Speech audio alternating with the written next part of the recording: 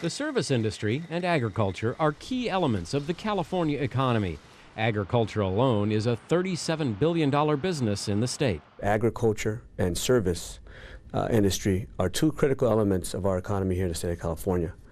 We know already that without the folks that are picking in the fields, there isn't going to be such a strong economy in the agricultural community.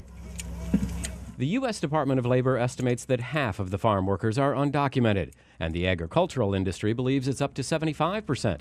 The inability of the federal government to craft an immigration policy that stabilizes the labor force and the everyday lives of these workers has prompted Assemblymember Manuel Pérez to present the California Agriculture and Service Worker Act, a resident worker permit bill also known as CASA. In the long term, the goal is to ensure that there is comprehensive immigration reform at a federal level.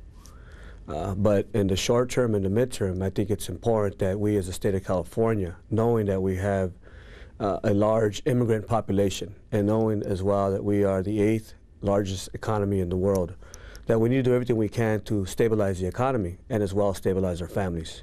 This legislation has the support of the agricultural industry. You're going to hear from a number of people that's going to say it can't be done. It can't be done because of constitutional issues. It can't be done because of legal issues. Well, I think this is an issue, and our clients and our industry have stood side by side with agricultural employees in D.C. to say it needs to be done.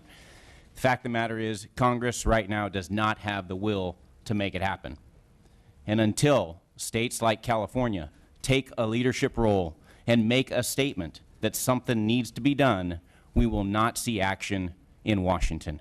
Upon authorization from the federal government, working in collaboration with the Employment Development Department of the state of California would allow us to provide the permits necessary for individuals working in both of these industries, agriculture and service, so that they can continue to live and work here with their families without fear of deportation.